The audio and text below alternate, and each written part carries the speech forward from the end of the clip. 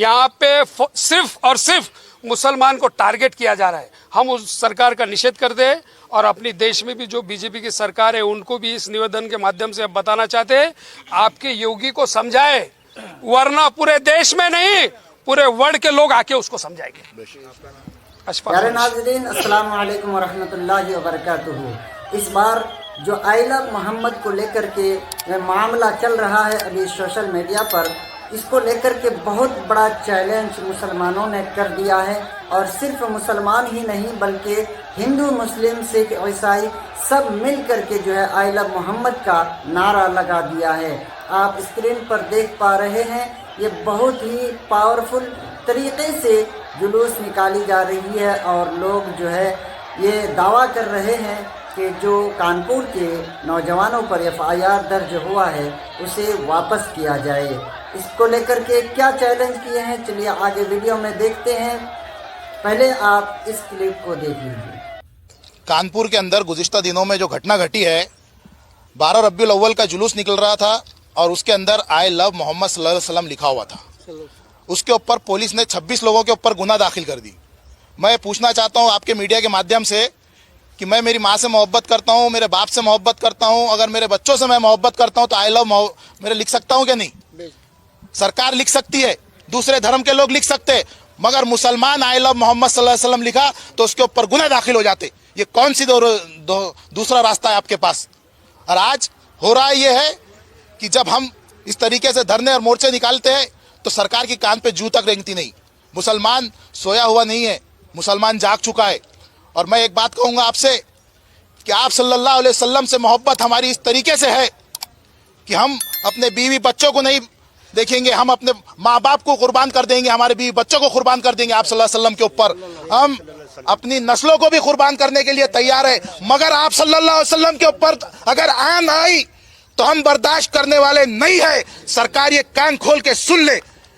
मैं यही कहूंगा कि आज छोटे से एक मुट्ठी भर के एक जुलूस निकला था, बस मुट्ठी भर के हम लोग ने जो है एक मोर्चा लेके आए, मगर ये सैलाब भी बन सकता है, इतनी बात याद रखिए। योगी ने जो निर्णय लिया है, जो उनके बच्चों के ऊपर गुनाह दाखिल है, मुस्लिम बच्चों के ऊपर, आगे क्या भूमिका रहेंगी तो समाज देश भर के अंदर, पूरे देश के अंदर, हिंदुस्तान के अंदर जो है तो इस तरीके के धरने और मोर्चे निकल रहे। सरकार को होश में आना चाहिए, सरकार ने होश के नाखून चापना चाहिए और इस तरीके के जो भी गुने हुए बच्चों के ऊपर 26 के 26 उनके ये सारे के सारे गुने रद्द होना चाहिए। यही मैं मांग करता हूं सरकार से।